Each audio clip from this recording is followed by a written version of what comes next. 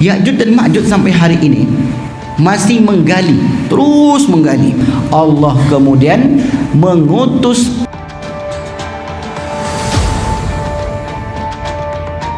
Pagi ini kembali kita melanjutkan kajian perjalanan hidup setelah kehidupan di dunia dengan subtema kiamat dan tanda-tandanya. Di bagian bab terkecil, tanda-tanda turun atau munculnya Ya'juj dan Ma'juj. Kaum muslimin, Bapak Ibu hadirin hadirat yang dimuliakan Allah, subtema kita tentang kiamat dan tanda-tandanya.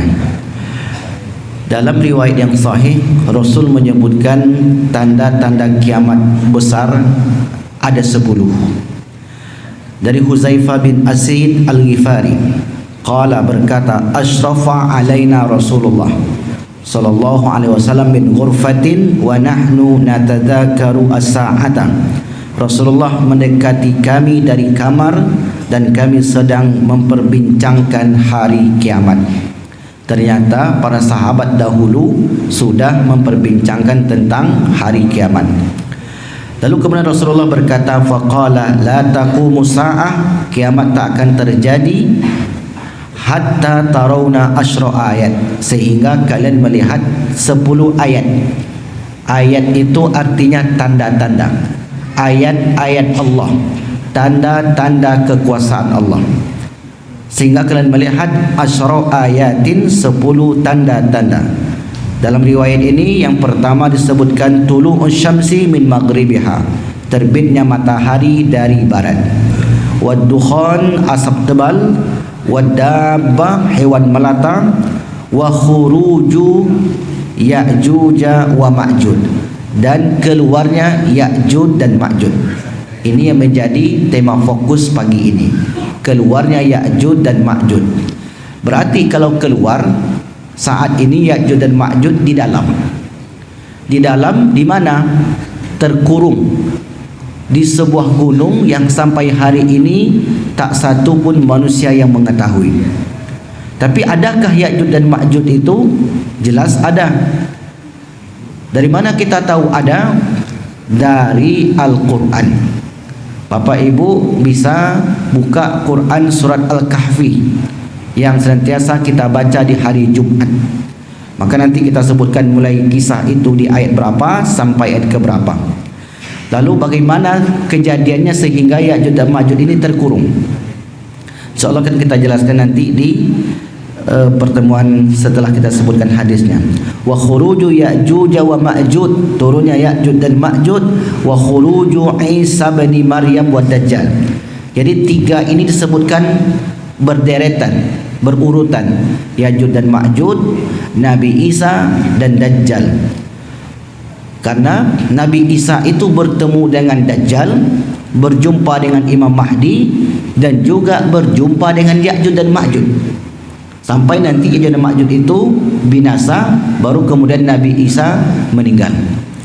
Apakah Nabi Isa, Dajjal, Imam Mahdi itu bertemu secara bersamaan atau terpisah-pisah? Maka dalam riwayat yang kita pelajari, mereka itu berjumpa.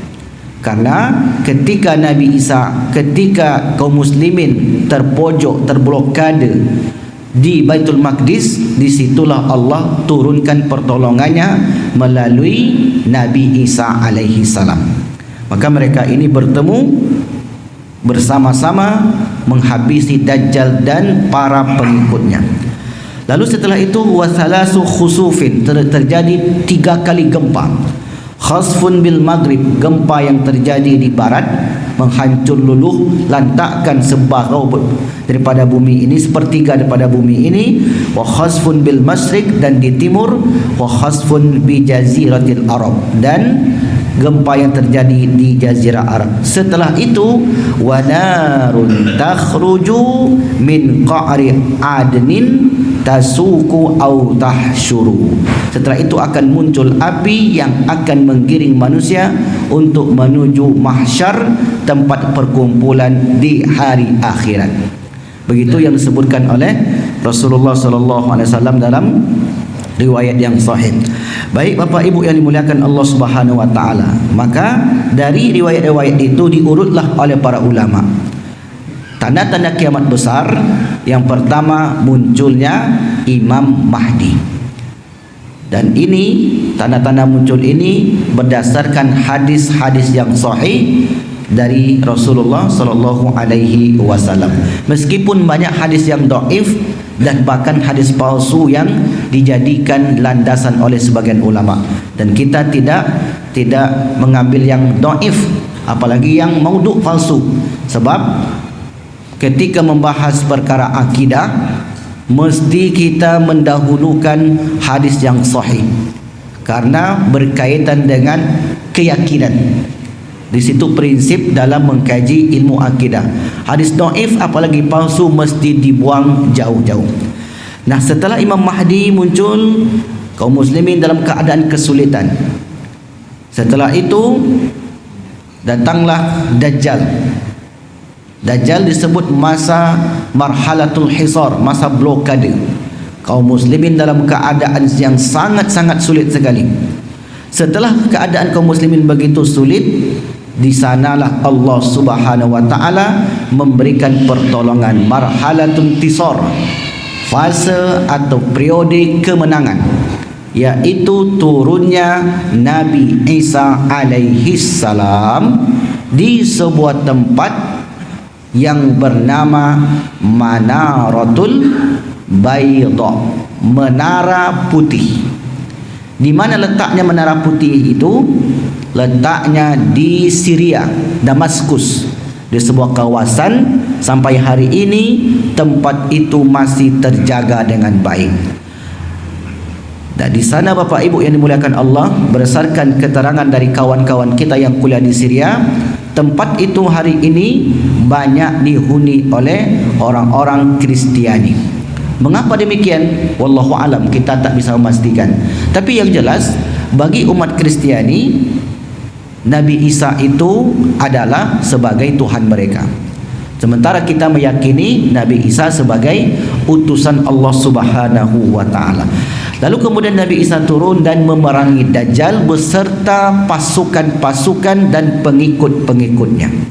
Siapa saja pengikut Dajjal? Kaum Yahudi yang berasal dari Iran, 70.000. Kemudian aliran-aliran sesat, kaum-kaum munafik, kemudian perempuan-perempuan yang lemah imannya. Inilah pengikut-pengikut daripada Dajjal. Lalu kemudian dikejarlah Dajjal ini oleh Nabi Isa beserta kaum muslimin. Akhirnya Dajjal terpojok. Ini bahasanya agak bahasa sastra sedikit, bahasa novel. Terpojoklah kemudian Dajjal beserta pasukannya di bumi Palestina, di sebuah pintu atau tempat yang dikenal dengan Babul Lud, pintu Lud. Maka saat Dajjal bertemu dengan Nabi Isa, Dajjal meleleh bagai garam yang tersiram air, meleleh bagai timah yang dipanaskan, melebur. Maka disitulah Dajjal mati. Setelah Dajjal mati, maka kemudian kaum muslimin belum berakhir. Kehidupan kesulitan kaum muslimin belum berakhir. Di sana Allah kirim kepada mereka makhluk yang disebut dengan Ya'juj wa Ma'juj. Ya'juj dan Ma'juj. Sebagai landasan kita, Bapak Ibu bisa cek di Al-Quran, Quran surat yang ke-18, ayat yang ke-92 sampai 98. Sebelum itu kita jelaskan dulu apa sih makna Ya'juj dan Ma'juj secara bahasa dan istilah. Ya'juj dan Ma'juj itu ada beberapa makna. Yang pertama, ada mengatakan Ya'juj itu bermakna cepat. Kenapa cepat? Karena nanti ketika mereka keluar, mereka akan menyerbu isi bumi ini dengan cepat, sehingga melululantakkan isi bumi. Karena Ya'juj dan Ma'juj itu disebut juga sebagai perusak, penghancur. Nah, Bapak Ibu yang dimuliakan Allah, Ya'juj secara bahasa disebut sebagai perusak, sebagai penghancur. Dan keberadaan Ya'juj secara fisik akan merusak tatanan kehidupan dunia. Maka di sini ada ulama yang mengatakan sebelum fisik berupa fisik Ya'juj dan Ma'juj itu turun, muncul, keluar, maka akan ada sifat-sifat manusia yang seperti Ya'juj dan Ma'juj. Sama halnya seperti Dajjal. Dajjal itu artinya apa secara bahasa? Pembohong. Sebelum fisik Dajjal ini yang turun, yang muncul di tengah-tengah umat, maka sifat-sifat Dajjal itu sudah menyebar dan mengakar di kehidupan umat manusia. Kebohongan, manipulasi. Begitu sifat daripada makna Dajjal. Ya'juj dan Ma'juj pun demikian. Akan muncul orang-orang yang hobi dan sukanya merusak. Jelas-jelas akan membahayakan, tetap saja merusak. Ini makna secara bahasa. Ada pula mengatakan Ma'juj atau dari kata maja, yaitu kekacauan. Artinya mereka menciptakan kekacauan di tengah-tengah masyarakat, atau bahasa lainnya menciptakan chaos agar satu dengan yang lain tidak saling akur ataupun saling berperang. Ini secara bahasa makna Ya'juj dan Ma'juj. Sementara secara istilah yang kita bahas, yang kita inginkan dalam pembahasan ini, Ya'juj dan Ma'juj itu adalah manusia.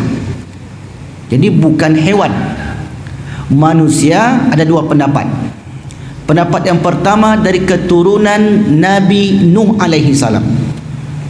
Anaknya yang bernama Yafis. Karena anak Nuh yang selamat ada 4 orang. Yafis, kalau Kan'an meninggal. Allahumma sholli ala Muhammad. Lupa saya nama-namanya. Dulu pernah kita bahas di sini ketika bahas Yahudi, dan kita tarik ke atas daripada anak daripada Nabi Nuh alaihi salam. Jadi di antara anak Nabi Nuh yang memiliki keturunan adalah keturunan daripada Yafis. Maka Yafis ini beranak pinak sampai ke Turki.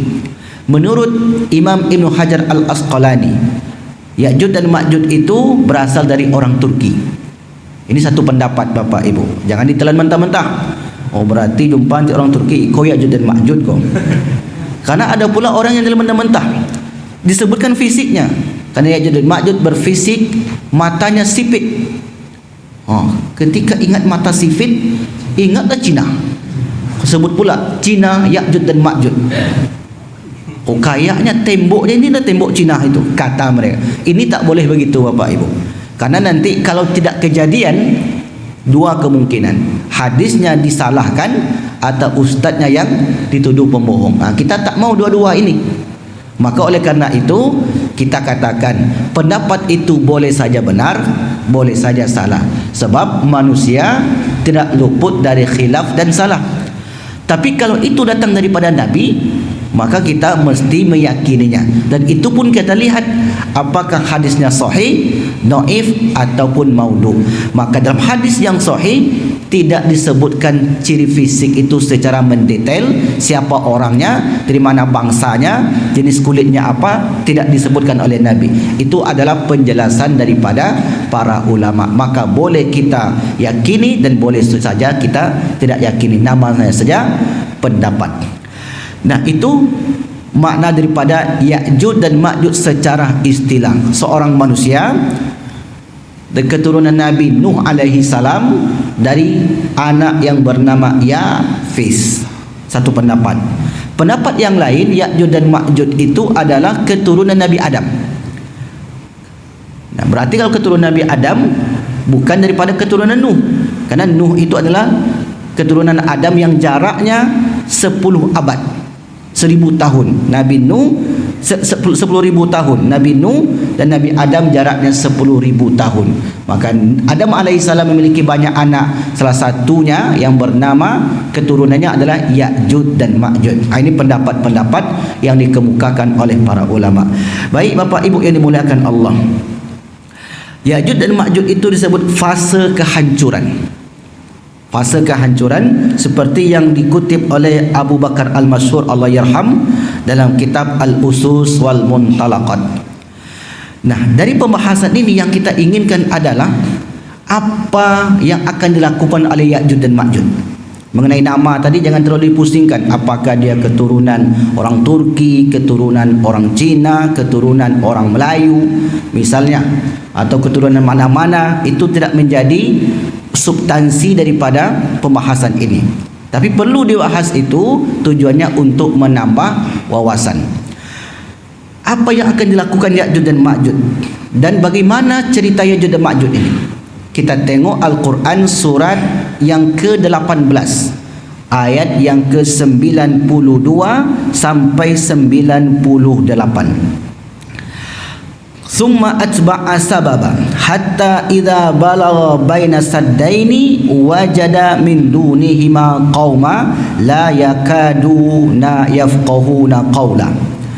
Kemudian dia menempuh satu jalan yang lain lagi hingga ketika dia sampai di antara dua gunung. Nah, di sinilah para ulama berbeza pendapat. Dua gunung ini ada mengatakan di Turki, ada mengatakan di Yaman, ada mengatakan di Jazirah Arab, tak pasti. Yang jelas ada gunung di sana di mana dahulu mereka-mereka yang tinggal di gunung ini suatu kaum yang beriman kepada Allah Subhanahu wa taala. Didapatinya di belakang kedua gunung itu satu kaum yang hampir tidak memahami pembicaraan mereka. Mereka berkata, "Wahai Zulqarnain, ya Zulqarnain." Zu artinya memiliki, qarnun artinya tanduk. Satu tanduk qarnun, dua tanduk qarnaini. Berarti Zulqarnain orang yang memiliki dua tanduk. Ada ustaz kita namanya Ustaz Zulkarnain. Coba tanya nanti, kenapa namanya Zulkarnain ustaz? Ada tanduk ustaz. Jadi Zu memiliki, Qarnun tanduk, dua tanduk Qarnain. Kalau kita lebarkan sedikit Bapak Ibu, ada pula lah ustaz-ustaz membahas berarti yang di Mekah itu kan dua tanduk ustaz. Karena ada hadis nanti akan muncul di Hijaz dua tanduk. Tanduk setan, Qarnus syayatin, timur dan barat. Nah, orang suka membahas dikatakanlah apa namanya yang di Mekah itu yang kan ada tanda tu kan, Zamzam Tower, itu pun dikatakan tanduk setan. Apakah benar? Wallahu a'lam bishawab. Nah, itu tak masuk pembahasan kita. Baik, Zulqarnain, kata mereka, ya Zulqarnain, inna Ya'juj wa Ma'juj mufsiduna fil ardi. Sesungguhnya Ya'juj dan Ma'juj membuat kerusakan di muka bumi.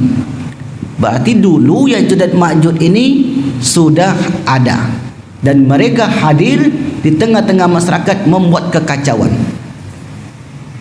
Kalau kita bawakan kehidupan kita hari ini, kalau ada suatu kelompok datang ke tempat kita buat kacau, berarti kelompok itu namanya Ya'juj dan Ma'juj.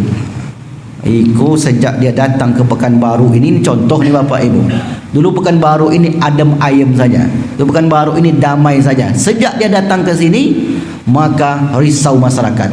Berarti sifatnya seperti sifat Ya'juj dan Ma'juj, bukan orangnya. Inna Ya'juj wa Ma'juj mufsiduna fil ardi fahal naj'alu laka kharjan ala an taj'ala bainana wa bainahum sadda. Tolong ditembok, buat benteng, buat pagar antara kami dan antara mereka. Karena keberadaan Ya'juj dan Ma'juj ini merusak, mengacaukan, memporak-porandakan kehidupan kami. Kata Zulkarnain, qala ma makkanni fihi rabbi khairun fa'inuni biquwwah. Sesungguhnya kata Zulkarnain, apa yang telah dianugerahkan Tuhan kepadaku lebih baik daripada imbalanmu, maka bantulah aku dengan kekuatan. Zulkarnain itu minta bantu kepada kaumnya agar aku dapat membuat dinding penghalang antara kamu dan mereka. Berilah aku potongan-potongan besi, atuni zubural hadid, berikan aku potongan-potongan besi. Lalu kemudian dikumpulkanlah oleh masyarakat ini. Masyarakat ini, para ulama pun berpendapat Bapak Ibu, tak bisa dipastikan apakah itu orang Turki tadi, orang Cina kah dia, orang Arab kah dia, orang Eropah kah dia, tak ada keterangan. Sebut kaum saja. Yang jelas kaum itu ada di zaman dahulu di masa Zulkarnain. Zulkarnain ini Bapak Ibu, di antara 4 pemimpin dunia, 2 muslim, 2 kafir. Yang muslim itu siapa? Yang muslim itu adalah Zulkarnain. Yang kedua Sulaiman. Di 2 muslim yang menguasai dunia ini. Dari dulu sampai sekarang tak ada satupun yang menandingi kekuasaannya 2 orang Islam. Zulkarnain, satu lagi Nabi Sulaiman alaihi salam. Adapun 2 yang kafir, yang pertama namanya Namrud, yang kedua Bukhtun Nasr. Kalau Firaun itu masih kecil kekuasaannya Bapak Ibu, masih Mesir. Kalau Bukhtun Nasr, hampir sepertiga bumi ini dikuasainya, yang tinggal di Irak. Bukhtun Nasr itulah dahulu yang melululantakkan bumi Palestina. Tengok kisah itu di dalam Quran surat yang kedua ayat 259, atau di ayat yang lain surah Al-Baqarah 114, atau di ayat yang lain Quran surat yang ke-17 ayat ke-5 sampai ke-7. Di situ Allah SWT menceritakan tentang pemimpin jahat yang menghancurkan bumi Palestina sehancur-hancurnya. Siapa dia? Bukhtun Nasr. Atau kalau Bapak Ibu tengok di Google, nama latinnya, nama baratnya Nebukadnezar. Nebukadnezar, itu namanya. Seperti apa lulantaknya? Kalau kita tengok hari ini Palestina hancur lebur, maka lebih parah yang dilakukan oleh Bukhtun Nasr. Siapa Bukhtun Nasr ini? Yahudi. Jadi dari dulu Bapak Ibu, orang Yahudi itu memang suka menghancurkan. Sifatnya sama seperti Ya'jud dan Ma'jud, karena mereka itu perusak, penghancur. Nah, yang kedua 2 muslim, 2 kafir. Muslim ini Zulkarnain, yang kedua Sulaiman alaihissalam. Yang kafir Namrud, yang kedua Bukhtun Nasr. Adapun yang kelima kata Nabi, itulah nanti dari ahlul baitku, dari keturunanku, yang bernama Mahdi Al-Muntazar, yaitu Mahdi Muhammad bin Abdullah. Jadi adakah keturunan Nabi itu sampai hari ini? Ya ada Bapak Ibu. Kalau ada orang yang meragukan keturunan Nabi sampai hari ini, maka diragukan keimanannya. Kenapa? Dia membantah hadis-hadis Nabi. Karena hadis Nabi tentang keturunan Rasul sampai akhir zaman itu, seluruh ulama ijma' bahwasanya hadis itu hadis sahih. Tapi kapan munculnya Imam Mahdi ini? Wallahu alam bis-shawab. Nah, lalu kemudian kata Zulkarnain, atuni zuburul hadid, berikan potongan-potong besi, hingga ketika potongan besi itu telah terpasang sama rata dengan kedua puncak gunung itu, Zulkarnain berkata, tiuplah api itu. Ketika besi itu sudah menjadi merah seperti api, dia pun berkata, berilah aku tembaga yang mendidih agar kutuangkan ke atasnya besi panas itu. Maka mereka Ya'jud dan Ma'jud tidak dapat mendakinya dan tidak pula dapat melubanginya. Dia Zulkarnain berkata, dinding ini adalah rahmat dari Tuhanku, maka apabila janji Tuhanku sudah datang, garis bawah ini, apabila Tuhan janjiku sudah datang, dia Ya'jud dan Ma'jud akan menghancur luluhkannya, dan janji Tuhanku itu benar. Bapak Ibu yang dimuliakan Allah, bagian terakhir ini sangat menarik untuk dibahas. Apabila janji Tuhanku telah datang, maksudnya apa? Datang untuk mengeluarkan Ya'jud dan Ma'jud dari kurungan tadi. Maka ketika itu Ya'jud dan Ma'jud akan keluar seperti air bah dari gunung yang tinggi, kemudian ada air bah. Seperti apa kira-kira air bah itu turun ke bawah? Sangat cepat sekali. Apapun yang ada di bawah itu akan dilibas. Saat itu Bapak Ibu, apapun dan bagaimanapun keadaan seorang, tak bisa mengelak dari mudarat yang ditimbulkan oleh Ya'jud dan Ma'jud. Seperti air bah yang melanda tempat-tempat, yang melanda sebuah kota, yang melanda sebuah desa. Begitulah keadaan saat itu. Maka kemudian dalam surah Al-Anbiya disebutkan, hatta idza futihat Ya'juj wa Ma'juj, sehingga apabila dibukakan Ya'juj dan Ma'juj wa hum min kulli hadabin yansilun, maka mereka dengan cepat turun dari tempat yang tinggi itu seperti air yang menerpa yang ada di bawahnya.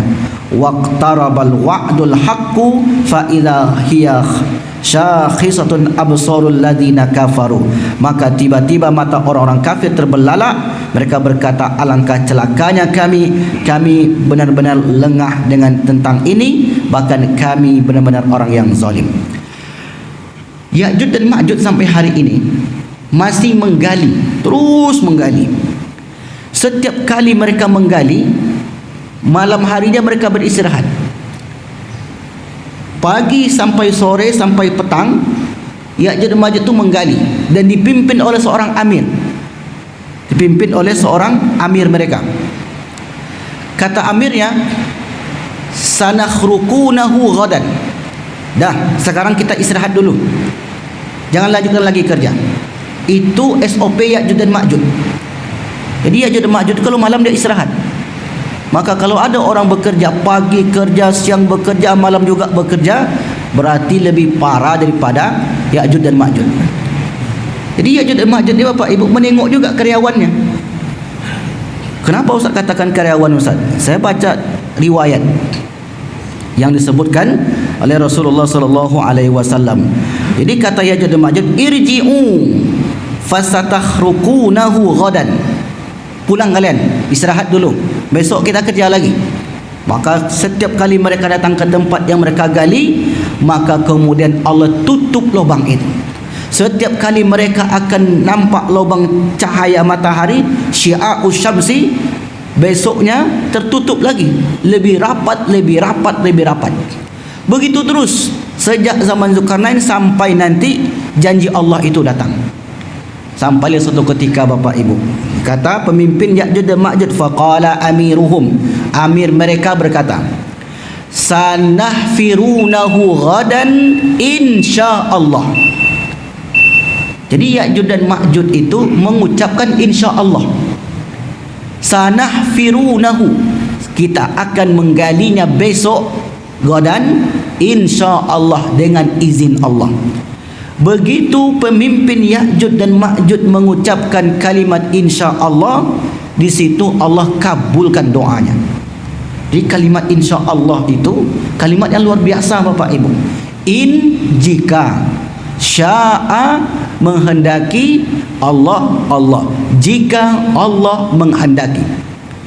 Nabi ketika berjanji dengan orang-orang Yahudi lupa mengucapkan kalimat insyaallah.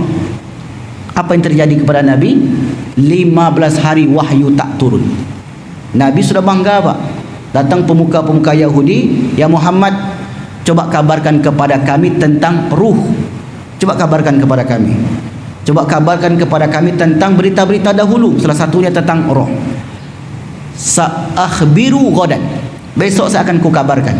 Tapi Nabi Muhammad lupa menyebutkan kalimat insyaallah. Itu ada kisahnya di surat Al-Kahfi. Sehari ditunggu wahyu tak turun, 2 hari tak turun, seminggu tak turun, 2 minggu, hampir 15 hari wahyu tak turun. Kemudian Nabi merasa sedih. Turun surah Al-Wadduha, wadduha wal laili idza saja ma wadda'aka rabbuka wa ma qala.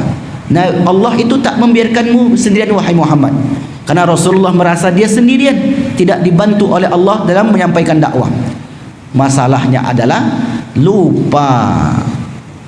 Rasulullah lupa mengucapkan kalimat insyaallah jika Allah mengikuti. Ada satu lagi kisah Bapak Ibu tentang orang yang lupa mengucapkan kalimat insyaallah, yaitu kisah di Quran surah Al-Qalam.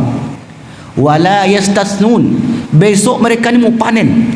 Panennya panen kebun anggur dan buah-buahan lainnya. Kebun itu lebat sekali. Buahnya banyak. Kalau dipanen maka mungkin bisa beli banyak kebun lagi. Artinya mereka ini orang kaya, mereka besok akan panen. Malamnya itu mereka lupa mengucapkan wala yastasnun, lupa mengucapkan kalimat insyaallah. Ketika mereka sampai di kebun itu, fa asbahat qassarim, kebun itu terbakar, hitam semuanya. Fa asbahat kasarim fatanadau musbihin. Ini efek daripada lupa mengucapkan kalimat insya-Allah. Tapi kalimat insya-Allah ini jangan pula terlalu dipermudah. Hari ini kalau orang segan datang ke pesta insya-Allah, sebenarnya dia enggak mau hadir karena kesibukan ini itu, tapi segan untuk tidak memberi jawaban insya-Allah, Pak. Akhirnya kalimat insya-Allah itu kalimat yang tidak begitu menggugah lagi, dianggap sebagai kalimat biasa-biasa saja. Padahal jika kalimat itu didalami dengan baik, ternyata sejarahnya luar biasa. Nah, salah satu ucapan Ya'juj dan Ma'juj, kata Ya'juj dan Ma'juj, sanakhruqunahu qadan insyaallah. Begitu mereka sampai di lubang yang akan mereka gali, Allah Subhanahu wa taala bukakan pintu-pintu itu sehingga mereka keluar dari lubang itu dengan jumlah yang sangat-sangat banyak sekali. Berapa banyak jumlahnya, Ustaz? Dalam riwayat disebutkan, Bapak Ibu, qala Rasulullah sallallahu alaihi wasallam, Rasul bersabda, inna bani adama katsirun, sesungguhnya keturunan Adam itu sangat banyak sekali. Wa inna Ya'juj wa Ma'juj min waladi Adam, sesungguhnya Ya'juj dan Ma'juj itu dari keturunan Adam, berarti manusia. Wa innahu la yamutu minhum rajulun, sesungguhnya tidaklah seorang di antara mereka yang mati hatta yarithahu lisulbihi alfu rajulin, kalau satu mati tumbuh 1000. Mungkin inilah ungkapan orang kita, hilang satu tumbuh 1000. Bisa jadi dari sini, Bapak Ibu, pepatah itu. Karena dalam hadis disebutkan, apabila satu terbunuh daripada Ya'juj dan Ma'juj ini, maka akan tumbuh 1000.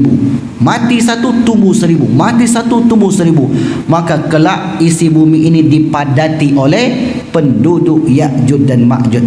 Disinilah sebagian orang menganalisa. Analisa ini ya adalah berasal dari manusia.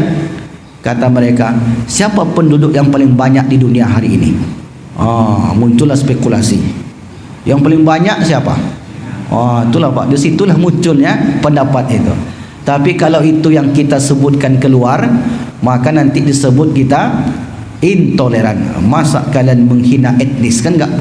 Masa kalian begini? Nah, memang kita tak boleh langsung menunjuk daripada etnis itu sendiri, karena bisa jadi tidak. Hari ini yang banyak itu juga India, Bapak Ibu. India itu banyak penduduknya. Coba cari, bisa di suatu saat melebihi penduduk bumi ini, mayoritas. Tapi di akhir zaman yang paling banyak adalah kaum muslimin. Ada pula riwayat lain, banyak di akhir zaman itu nanti orang-orang Eropah. Banyak nanti jumlah mereka, Pak. Dan mereka kemudian memeluk agama Islam. Jadi artinya pendapat ini adalah sebatas pendapat manusia yang boleh saja benar, boleh saja tidak benar. Lalu kemudian, tidaklah mati seorang dari antara mereka kecuali akan tumbuh 1000. Dari Abdullah bin Amr dari Nabi bersabda, sesungguhnya Ya'juj dan Ma'juj itu dari anak cucu Adam. Umpama dilepas mereka akan merusak mata pencaharian manusia. Ini disebutkan lagi. Jadi yang merusak mata pencaharian dunia ini, sumber daya alamnya adalah kelompok daripada Ya'juj dan Ma'juj. Maka sifat-sifat Ya'juj dan Ma'juj ini ada pada beberapa orang yang menghancur dan merusakkan isi bumi ini, merusak alam, merusak sungai, merusak laut, merusak tatanan kehidupan, merusak perpolitikan, merusak akidah. Inilah tugas daripada Ya'juj dan Ma'juj. Sifat-sifat Ya'juj dan Ma'juj bersemayam di hati manusia yang saya sebutkan tadi. Tempat keluarnya di mana?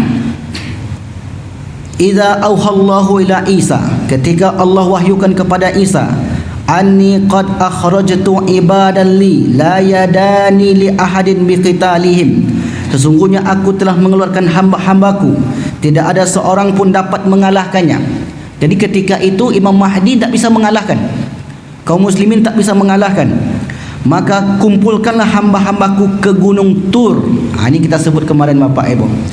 Berarti tempat peperangan itu berada di Timur Tengah, di Afrika, di Bukit Tursina, Gunung Tur. Ada yang sudah pernah pergi ke sana? Saya pernah berada di Bukit Tursina dan sampai ke puncak, 2 kali sampai ke atas dan luar tinggi. Dan di situ nanti Ya'juj dan Ma'juj tak bisa naik, tak bisa menyerang orang-orang beriman. Dan Nabi Isa beserta kaum muslimin yang selamat setelah berperang dengan Dajjal dibawa oleh Nabi Isa ke Gunung Tur. Kemudian Allah mengutus Ya'juj dan Ma'juj. Ya'juj dan Ma'juj mengejar pemimpin kaum muslimin Nabi Isa alaihissalam. Mereka datang dari setiap tempat yang tinggi. Maka kelompok pertama dari mereka melewati danau Tiberia. Nampak danau, diminum habis. Zohirnya teks begitu, tapi makna di balik teks ini, nampak danau dirusak.